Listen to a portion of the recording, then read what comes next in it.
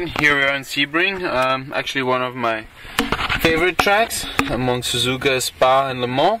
So here's the straight line, very old pavement, bumpy. We're heading flat out to the first corner in 6th gear, and they changed a bit the entrance, so it's a bit a tighter entrance. It's one of the most challenging corners. You're really tight on the left hand wall and you don't see much. It's pretty much blind and super bumpy in the exit.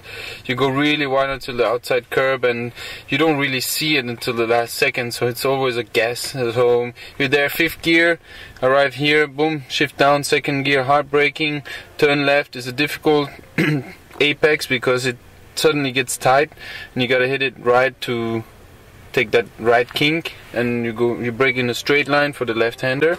And there it's really important to have a good traction out. In between those two corners you shift it up to 3rd, then back to 2nd. Now you're powering to turn 7. Here's a long right-hander. Nothing special, but in traffic when you have a lot of slow cars around, sometimes you don't know if you want to go around the outside or the inside. If you're on the outside and they don't see you, you offer a run in the grass, which might end up badly. And they're one of the hardest braking zones soon for turn 7. So you're in 5th gear, sometimes 6th if you have a good run. Shift down hard to 1st gear, very bumpy, easy to lock the front wheels. Gotta make sure you have a good exit. It's a big blind spot for us in a closed prototype, so if there's an accident there, sometimes we don't see it. So powering out to turn 10, very famous corner I heard. I never raced in Sebring, but I heard it's a legendary spot. So sweeping around those corners, not a big deal for us, just in the traffic is a bit busy. So here hard braking from 5th gear down to 2nd gear.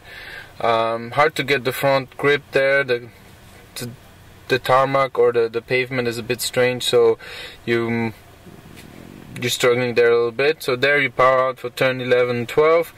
Bit difficult on the traction, sometimes you get sideways. Also very tricky when there are a lot of cars side by side and you don't know if you want to go left or right.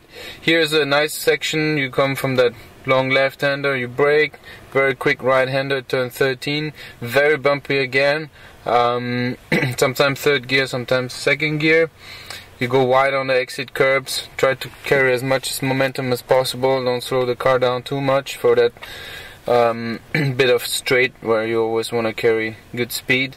Here, no big deal for us in the prototype, flat out left, we arrive really fast here. It's a nice section, the car has a lot of downforce. Very late braking into turn 15 because it's a medium high speed corner, and with our cars we have good amount of downforce, so keep the inside. You can go wide a bit in the exit. The left-hander is not a big deal. Don't want to hit those curbs too much because it will upset the stability. Here we come across the left side of the track to cut across again to the right, so you have a nice straight powerful exit to one of the longest straights of the track.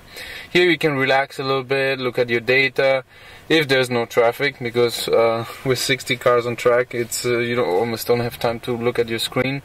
Bit upsetting at this time of the day with the sun in your face, so we don't see that much for that time of the day, but I think we all know the direction, but in traffic can be a problem. Here, turn 17, very challenging corner as well. You have that wall, that's your reference point. You brake there and then you don't know what's after the wall because it's very blind for us with the A-pillar.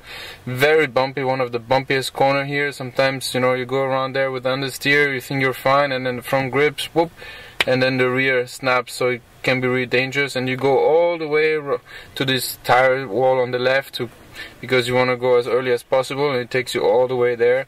Bit scary, but this is what we do, and this is a lap of Sebring.